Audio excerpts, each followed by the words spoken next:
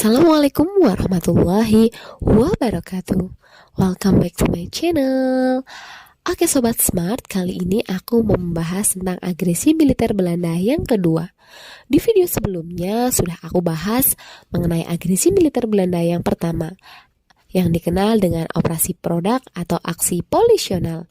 Aksi ini sangat merugikan bangsa Indonesia ya guys, karena semua pelabuhan di Pulau Jawa berhasil dikuasai oleh Belanda. Perkebunan, instalasi minyak, batu bara, dan dampaknya adalah menciptakan kesulitan ekonomi bagi bangsa Indonesia. Selain itu juga, ibu kota RI yang sebelumnya berada di Jakarta karena agresi militer Belanda yang pertama, jadi dipindahkan ke Yogyakarta. Nah, kali ini kita belajar agresi militer Belanda yang kedua ya. Bagaimana latar belakangnya dan dampaknya bagi bangsa Indonesia? Kita simak penjelasannya ya. Sebelumnya, Indonesia sudah menduga bahwa Belanda akan melanggar perundingan Renville. Belanda kemudian mendirikan negara bagian di wilayah bekas Hindia Belanda. Perjanjian Renville sulit sekali dilaksanakan oleh kedua belah pihak, baik Indonesia maupun Belanda. Agresi militer Belanda yang kedua dimulai tanggal 19 Desember tahun 1948. Agresi ini dirancang oleh Letjen Simon Spoor. Agresi militer Belanda yang kedua ini berpusat di Yogyakarta. Dimulai dengan penerjunan payung di Pangkalan Udara Maguwoharjo. Dan dalam sekejap langsung bisa menduduki ibu kota Indonesia di Yogyakarta. Bahkan Belanda berhasil menawar Presiden Soekarno, Muhammad Hatta, Syahrir, dan tokoh-tokoh yang lain. Kemudian tokoh-tokoh tersebut diasingkan ke Bangka.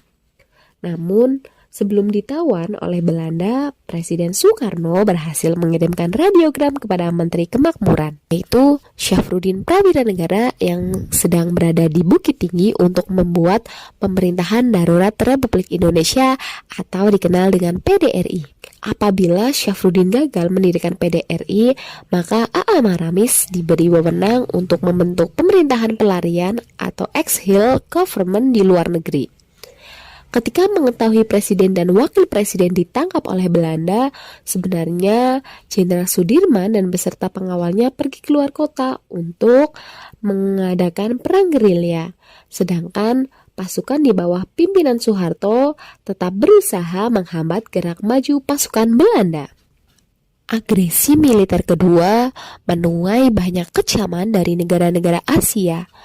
Kemudian atas inisiatif dari Burma, yaitu Perdana Menteri India, Pandit Jawaharlal Nehru, mengadakan konferensi Asia sebagai bentuk untuk memberikan dukungan politik dan moral bagi perjuangan rakyat Indonesia yang sedang mempertahankan kemerdekaannya. Hasil konferensi tersebut disampaikan kepada Dewan Keamanan PBB untuk selanjutnya dipertimbangkan. Peristiwa agresi militer yang kedua memberikan dampak bagi kedua belah pihak. Bagi Indonesia, yang pertama, tertangkapnya tokoh Indonesia dan diasingkan keluar Jawa. Yang kedua adalah terbentuknya PDRI di Bukit Tinggi yang dibentuk oleh Syafruddin Prawiranegara. Yang ketiga, korban tewas dari pihak TNI. Bangunan di Yogyakarta hancur akibat serangan dari Belanda. Kemudian dampak untuk Belanda adalah yang pertama, pasukan Belanda tidak merasakan kemenangan karena TNI masih melakukan serangan balik, yaitu nantinya akan diadakan serangan umum 1 Maret.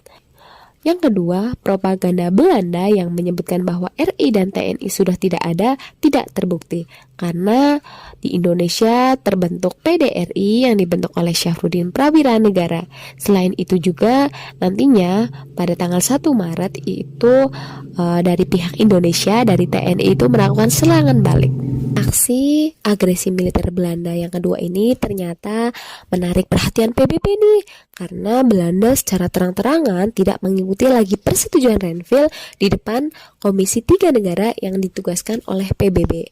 Pada tanggal 24 Januari tahun 1949, Dewan Keamanan PBB membuat resolusi agar Republik Indonesia dan Belanda segera menghentikan permusuhan dan membebaskan Presiden RI dan para pemimpin politik yang ditawan oleh Belanda. Kegagalan Belanda di medan pertempuran serta tekanan dari Amerika Serikat yang mengancam akan memutuskan bantuan ekonomi dan keuangan memaksa Belanda untuk kembali ke meja perundingan. Oke, Sobat Smart, itulah secara singkat mengenai agresi militer Belanda yang kedua. Demikian penjelasan dari saya. Nantikan terus ya video selanjutnya. Jangan lupa like, komen, dan subscribe. Terima kasih. Wassalamualaikum warahmatullahi wabarakatuh.